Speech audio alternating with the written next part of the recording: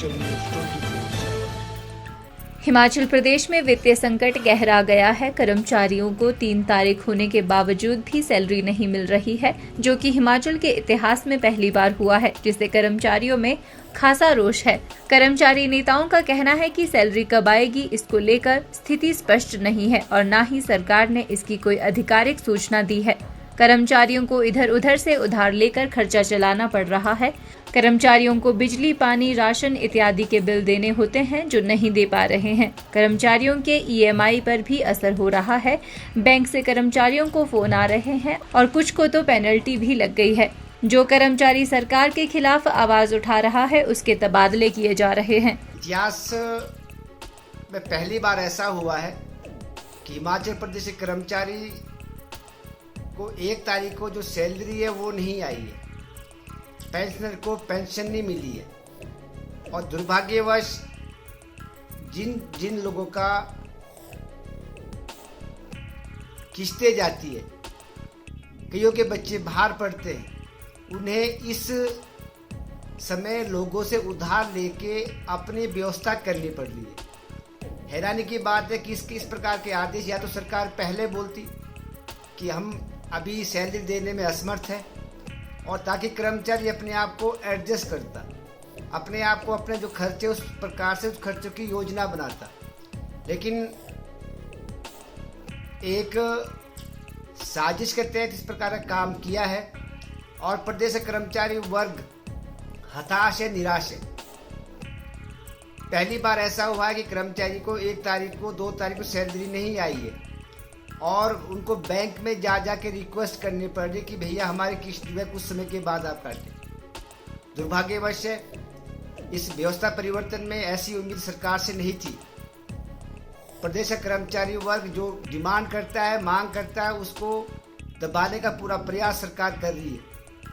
इसलिए मेरा प्रश्न उन सभी चाटुकार नेताओं से है जो सरकार की चमचागिरी करने में व्यस्त है, अपने आप को एनजीओ के अध्यक्ष बोलने में लगे हुए हैं। कभी एक संगठन चुनाव कराता है, कभी दूसरे संगठन के लोग चुनाव कराते हैं, और ये सारे के सारे लोग वो है, मैं माननीय मुख्यमंत्री को ये कहना चाहूँगा, ये सारे के सारे लोग वो है जो पिछली बार आदरणीय जयराम ठाकुर के आगे पीछे घुमा करते थे। इनसे बच के रहिए, ये आपको बर्बाद करके छोड़ेंगे। कुछ कर्मचारी लोग ऐसे हैं जो दिन सरकार के आने के साथ साथ पूरा, जब भी सरकार, कोई भी सरकार आती है, उसकी चमचागिरी करने में लग जाते हैं। तो प्रदेश के कर्मचारियों की मांग, उनके भत्ते, सैलरी आपको देनी पड़ेगी, वक्त पे देनी पड़ेगी। आज प्रदेश का कर्मचारी वर्ग बार बार मांग कर रहा है कि हमारे जो भत्ते हैं जो आपने नहीं दिए, हमारा जो एरियर है जो आपने नहीं दिया है, वो आपको देना पड़ेगा। हम मीडिया के माध्यम से सरकार तक अपना संदेश देना चाह रहे हैं कि इस प्रकार की जो कर्मचारी आपके पास आके अपनी मांग को रखता है, उसको आप स्थानांतरण करके दूर दराज के क्षेत्रों में आप भेज देते हो। कर्मचारी की मांग को दबाने का ये कोई तरीका नहीं है।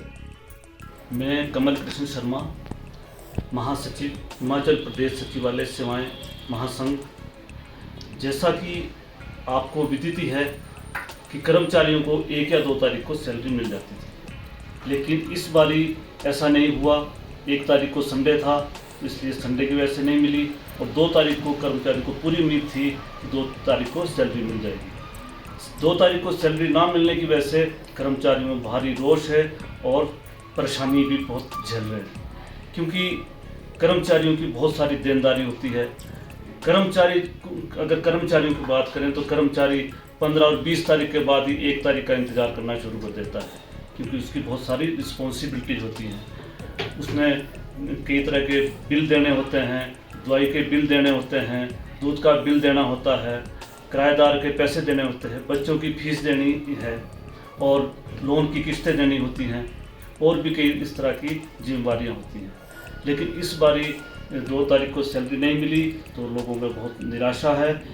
लोगों को यहाँ हमारे कर्मचारी साथियों ने यहाँ तक बताया कि हमारे पास तो केवल आज 50 रुपये हैं, तो हम सब्जी ले जाने लायक है ना दूध ले जाने लायक है। तो एक कर्मचारी ने तो यहाँ तक बताया कि आज उनने चाय भी जो है बिना दूध की पी, क्योंकि उनके पास दूध के लिए भी पैसे नहीं थे। एक कर्मचारी ने बताया कि आप कुछ ना कुछ कदम उठाइए। इसमें संगठन से आग्रह किया कि उसकी पत्नी का जो इलाज है पीजीआई से चल रहा है, उसने टेस्ट कराने हैं, तो उसके पास आज टेस्ट कराने के लिए भी उसके पास पैसे नहीं हैं। तो इसी तरह की परेशानियों से हमारे कर्मचारी जूझ रहे हैं। तो ये तो हम यहाँ की बात करें, इसी तरह से परेशानियों से पूरा प्रदेश का कर्मचारी जूझ रहा होगा। तो जैसा कि आपको ज्ञात ही है कि बजट में जो है सैलरी का प्रावधान कर दिया जाता है। सैलरी के साथ साथ 2 डीए की किस्तों का भी प्रावधान होता है और वो बजट में पास किया जाता है। विडंबना यह है कि बजट पास होने के बावजूद आज सैलरी क्यों नहीं मिली, इस बारे में ना तो कोई नोटिफिकेशन जारी की गई, ना इस तरह की कर्मचारियों को कोई सूचना दी गई। इसलिए भी कर्मचारियों में इसके बारे में बहुत रोष है। हिमाचल न्यूज़ 24/7 के लिए शिमला से सपना शर्मा की रिपोर्ट।